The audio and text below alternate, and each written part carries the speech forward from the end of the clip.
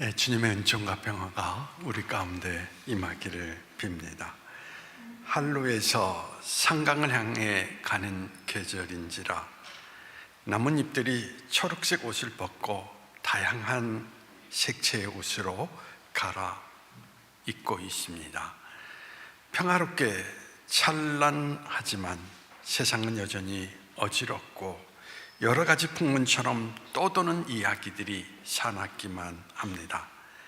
노랗게 물드는 나뭇잎들은 사나운 세상에 사느라 거칠어진 우리 마음을 어루만져 주고 있는 주님의 손길인 것 같습니다. 우리는 지금 하나님의 현존 앞에 있습니다. 주님은 상처 입은 우리 마음을 쓰담고 계십니다.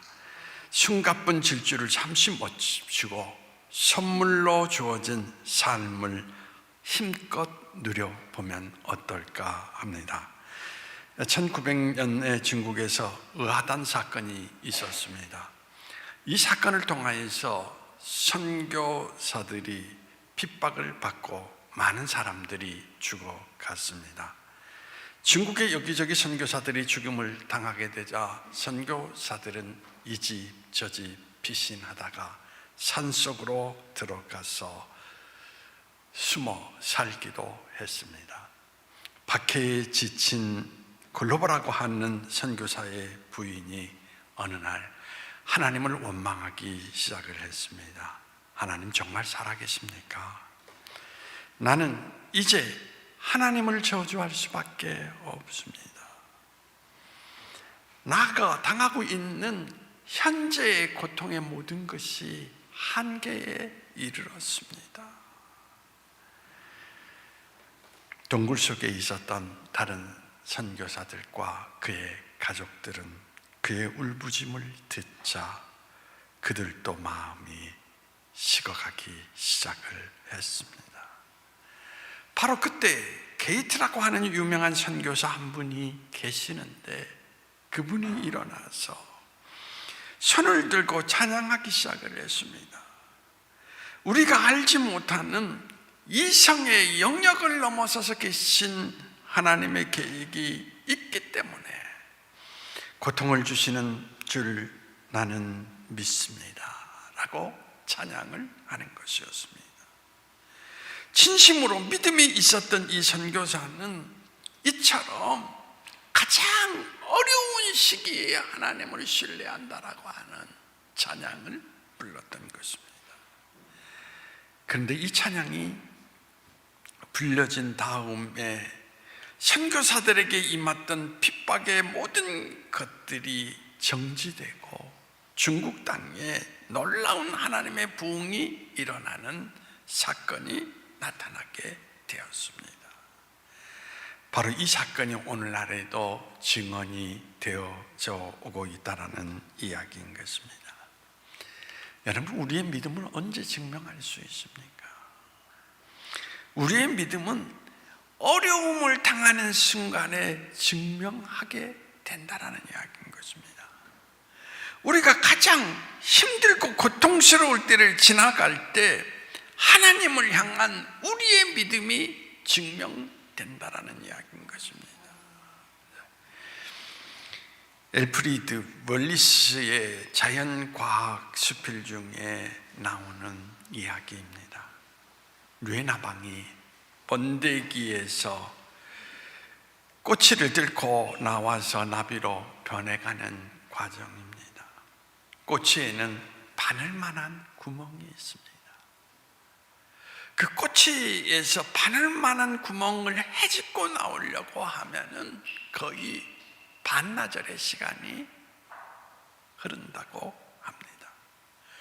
그 힘든 과정을 거쳐서 나와서 나비가 되어서 훨훨 나르게 되는데, 그런데 중요한 것은 쉽게 그 구멍을 빠져나온 나비는 금방 떨어져 죽는다라는 사실을 발견하게 되었습니다.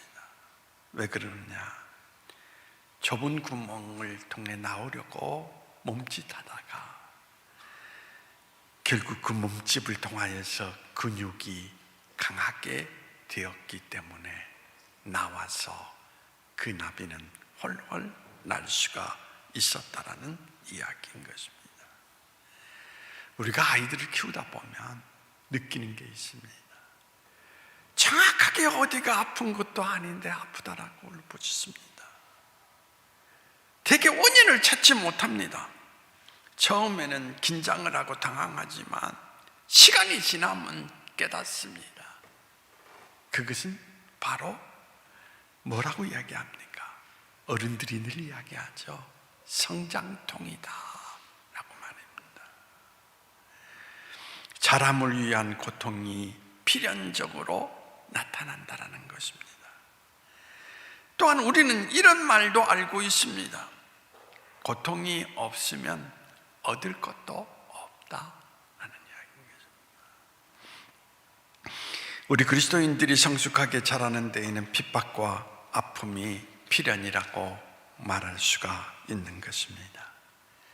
그래서 베드로전서 4장 13절에 보면 가장 교회가 어려운 시기에 전했던 말씀인데, 오직 너희가 그리스도의 고난에 참여하는 것으로 즐거워하라.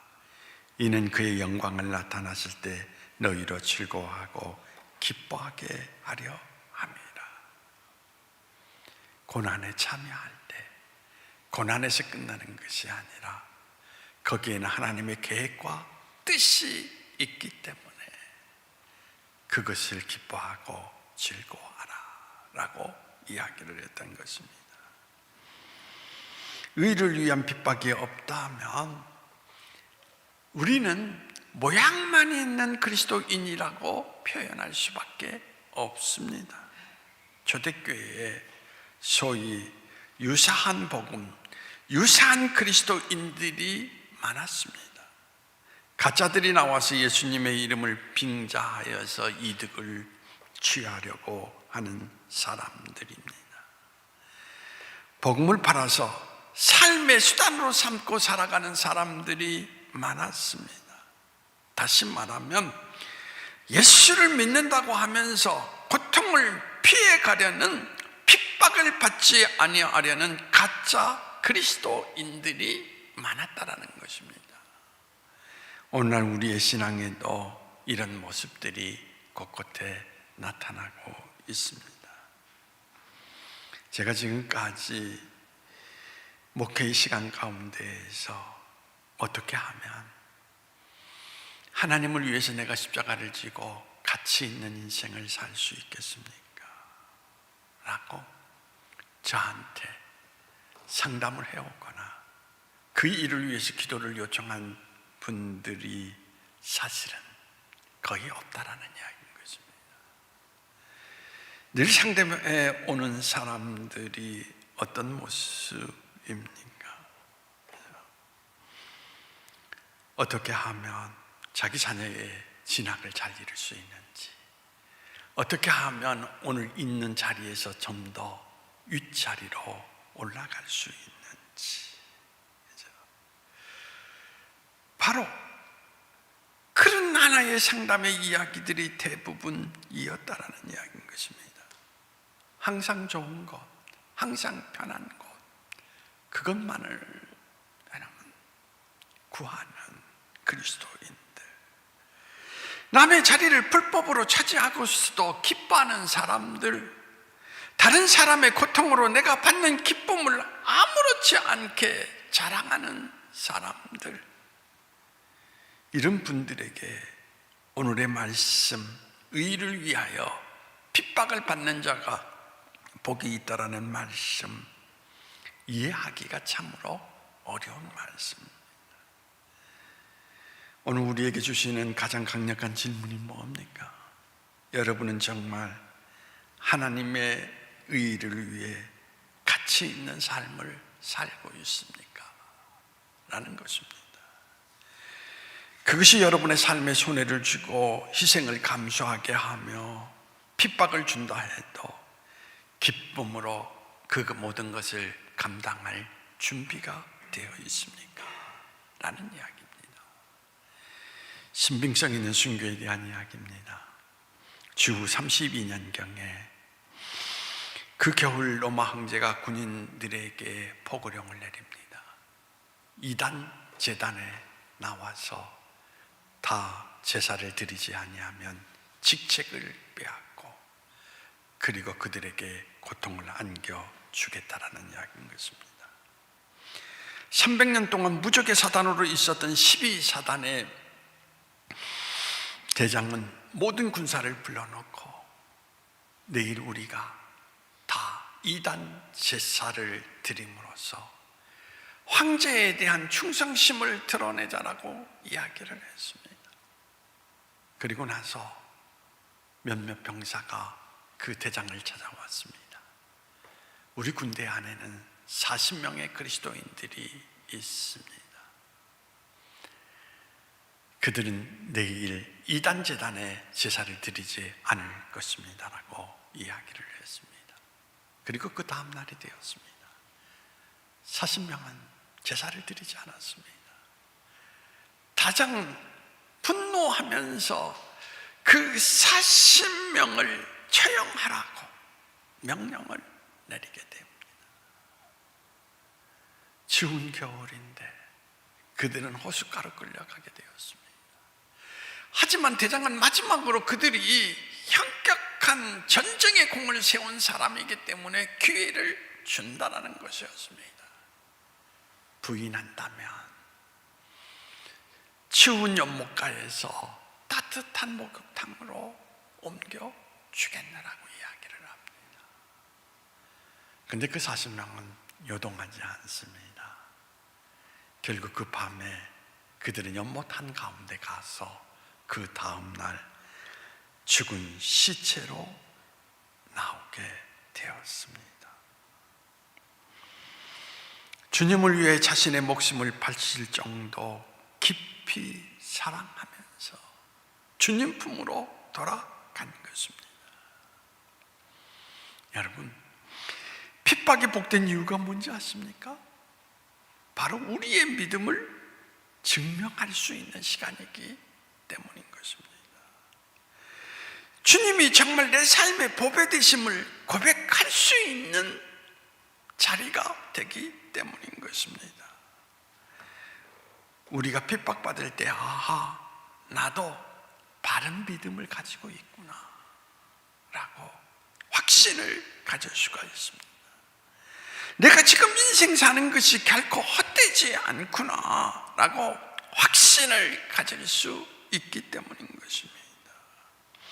아, 내가 이 땅에 살아가지만 이 땅 속에 속한 백성이 아니라 하늘에 속한 백성이구나 라는 것을 나타낼 수 있기 때문입니다. 성경이 또 말씀을 하죠. 염려하지 말라, 믿음을 가져라. 너희 전에 있던 선지자들도 의를 위하여 핍박을 받았느니라 라고 말씀하고 있습니다. 우리는 그동안 너무 신앙의 길을 축복 중심적으로 생각하고 있습니다. 너무나 많은 축복을 받은 사람들, 특별히 이 땅에서 축복을 받은 사람들에게 초점을 맞추고 살아왔습니다. 그런데 여러분, 성경을 자세히 읽어보십시오. 의를 위하여, 하나님을 위하여 기꺼이 고난과 핍박을 받았던 사람들의 이야기 너무 많이 담겨져 있습니다. 그리고 그들이 고통으로 인해서 하늘의 상급을 받았다라는 이야기가 성경 가운데 너무 많이 기록되어 있는 것을 찾아볼 수가 있습니다.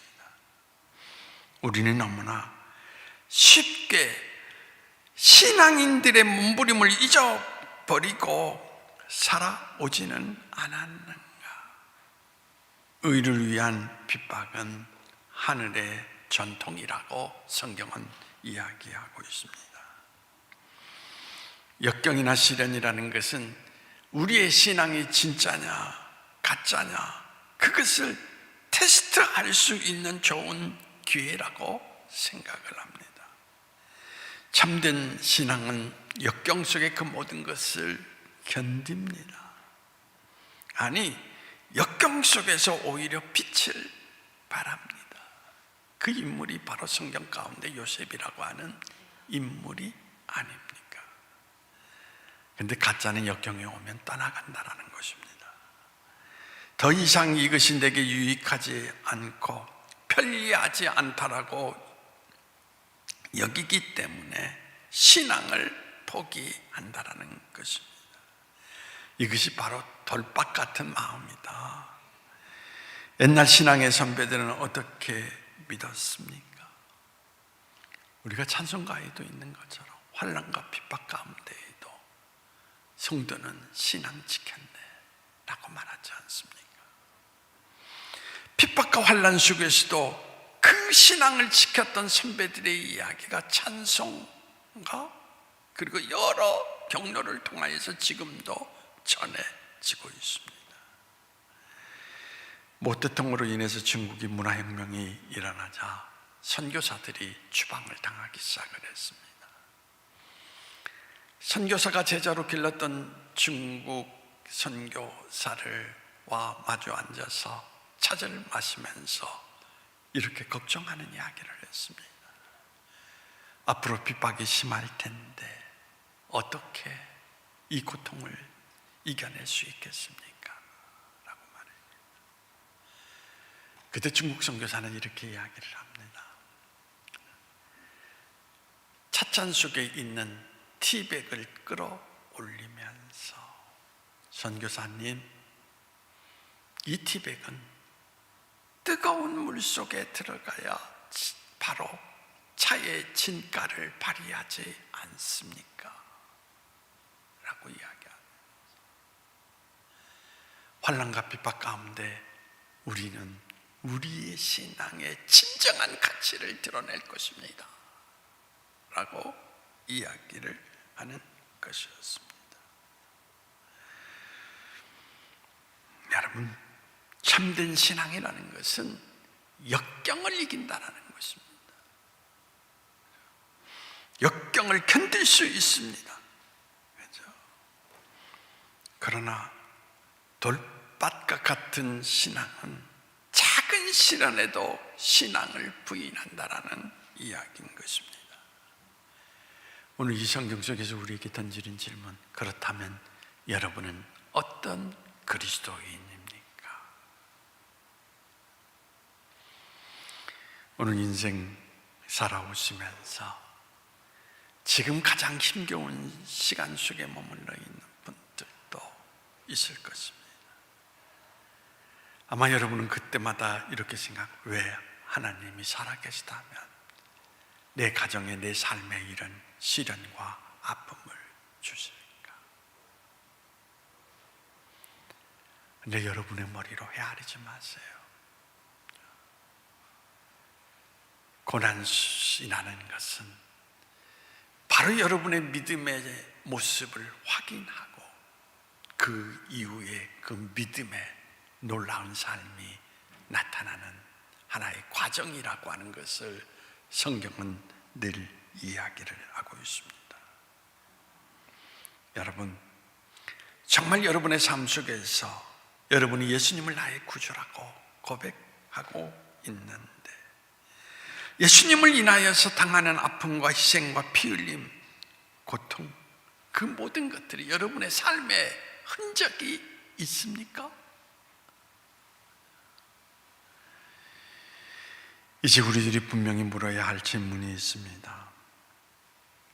우리가 그리스도인이기 때문에 마땅히 기뻐하며 즐거워하며 당하는 고통이 무엇이 있느냐라는 이야기인 것입니다.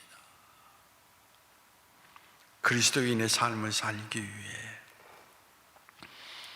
여러분의 삶에서 포기되고 여러분의 삶에서 흐르는 증거가 무엇이 있느냐라는 이야기인 것입니다.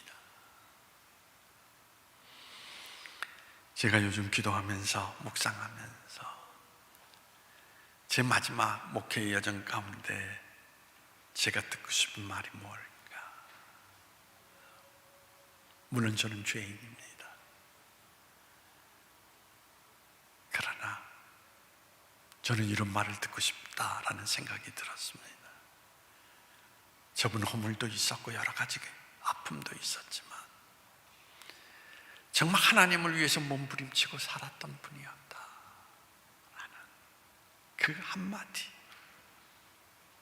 한마디가 그립고, 그래서 그 길을 향하여서 마지막 시간까지 걸어가자 라고 말입니다. 그런데 많은 사람들은 이런 것을 축복으로 여기지 않는다라는 이야기인 것입니다. 하지만 예수님을 위해서 의미 있는 삶, 가치 있는 삶을 사는 자가 절대 헛되지 않는다라는 것을 오늘 이 성경은 분명히 약속하고 있습니다. 그런 사람들이 바로 하나님 나라를 얻게 될 것이다 라고 이야기를 하고 있습니다. 오늘 여러분들이 바로 그런 축복이 있기를 원합니다. 정말 하나님 나라가 나의 것이 되는. 기도하시겠습니다. 하나님, 우리의 마지막 하나님 나라가 우리의 것이 되는 삶, 그래서 하나님께 뜻을 두고 의미를 두고 그 길을 걷는 사람의 인생길, 그 길이 우리의 길이 되게 하여 주시어서 마지막 너는 참으로 하나님의 사람이었다라는 그 말을 세상 속에 남길 수 있는 우리 모두가 될 수 있도록 주께서 우리를 지도하시고 인도해 주시기를 원하오며 나사렛 예수님의 이름으로 기도하옵나이다. 아멘.